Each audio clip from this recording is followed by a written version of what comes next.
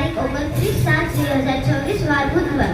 આદરણીય આચાર્ય શ્રી, શિક્ષકગણ તેમજ મારી સાથે અભ્યાસ કરતા વહાલા વિદ્યાર્થી મિત્રો, હું ગુરુ પૂર્ણિમા વિશે થોડું કહીશ તે ધ્યાનપૂર્વક સાંભળવા મારી નમ્ર વિનંતી. ભારતીય સંસ્કૃતિમાં ગુરુનું સ્થાન સર્વોપરી છે. ગુરુ શબ્દમાં જ તેની મહિમા છુપાયેલી છે. ગુરુ એટલે અંધકાર અને ગુરુ એટલે પ્રકાશ, જે આપણને અજ્ઞાનના અંધકારમાંથી બહાર કાઢીને જ્ઞાનના પ્રકાશ તરફ દોરી જાય છે. એ જ સાચો ગુરુ છે. અષાઢી મહિનાની પૂનમને આપણે ગુરુ પૂર્ણિમા અથવા વ્યાસ પૂર્ણિમા તરીકે ઉજવીએ છીએ. આ દિવસ આપણા જીવનને સાચી દિશા આપનાર માર્ગદર્શકો પ્રત્યેક આદર અને કૃતજ્ઞતા વ્યક્ત કરવાના છે. માતા પિતા આપણને આ દુનિયામાં લાવે છે, પરંતુ ગુરુ આપણને આ દુનિયામાં જીવતા શીખવે છે.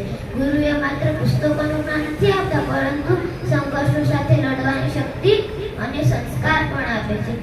જેમ કે એક ફીરકી પથ્થરને કંટારીને એક સુંદર મૂર્તિ બને છે, તેમ ગુરુ શિષ્યોના ગુણોને નિતારીને એક વ્યક્તિત્વનું ઘડતર કરે છે. ગુરુ પૂર્ણિમાના પાવન પર્વ નિમિત્તે ગુરુ ચરણોમાં અર્પણ કરવા માટે એક સુંદર વાક્ય: અજ્ઞાનના અંધકારને હટાવીને જ્ઞાનનો દીવો પ્રગટાવ્યો, જીવન જીવવાનો સાચો માર્ગ તમે બતાવ્યો.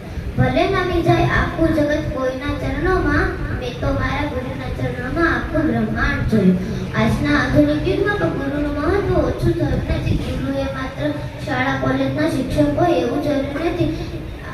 દરેક તબક્કે આપણને કંઈક નવું શીખવનાર, કોઈ પણ આપણા વિચારોને હકારાત્મક વળાંક આપનાર કોઈ પણ ગુરુ હોઈ શકે છે. ગુરુ પૂર્ણિમા માત્ર એક દિવસનો ઉત્સવ નથી, પરંતુ ગુરુએ આપેલા જ્ઞાન અને મૂલ્યોને આજીવન આપણા વર્તનમાં ઉતારવાનો સંકલ્પ છે. સાચા શિષ્ય તરીકે આપણે એ ફરજ છે કે ગુરુના આશીર્વાદ મેળવીને આપણે સમાજના કલ્યાણ માટે કાર્ય કરીએ.